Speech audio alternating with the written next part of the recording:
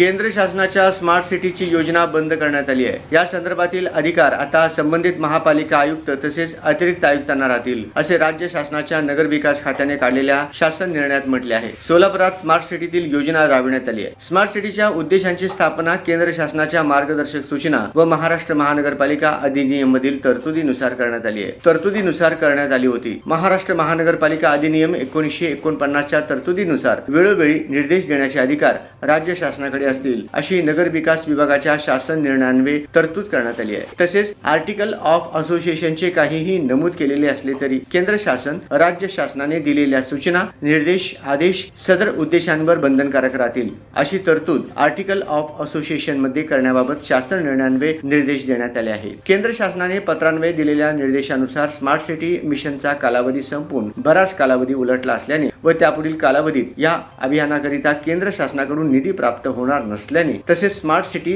Smart अभियानांतर्गतचे प्रकल्प डिसेंबर 2025 पर्यंत पूर्ण करण्याची केंद्र शासनाने दिनांक 7 एप्रिल 2025 च्या बैठकीत दिलेली कालमर्यादा ही संपुष्टात आली आहे। अध्यक्ष, स्मार्ट सिटी व इतर संचालक यांना कार्यमुक्त करून त्यांचे अधिकार संबंधित महानगरपालिकेच्या आयुक्तांकडे देण्यात येत आहे। तसेच स्मार्ट सिटीच्या मुख्य कार्यकारी अधिकारी पदाचा कार्यभार देखील संबंधित महानगरपालिकेचे आयुक्त किंवा अतिरिक्त आयुक्त यांच्याकडे देण्यात येत आहे, असे या शासन निर्णयात म्हटले आहे। सोलापूर स्मार्ट सिटी कॉर्पोरेशन कंपनीचे मावळते चेअरमन तथा मुख्य कार्यकारी अधिकारी डॉक्टर सचिन ओंबासे यांनी सोलापुरात राबवलेल्या प्रकल्पांविषयी माहिती देताना सांगितले की सोलापुरात या योजनेअंतर्गत एकूण 46 प्रकल्प पूर्ण केले आहेत। याचे हस्तांतरणही महापालिकेकडे झाले आहे। 1600 कोटी रुपयांचा निधी यासाठी खर्च करण्यात आला आहे। यामध्ये उजनी दुहेरी जलवाहिनी कामाचाही समावेश आहे।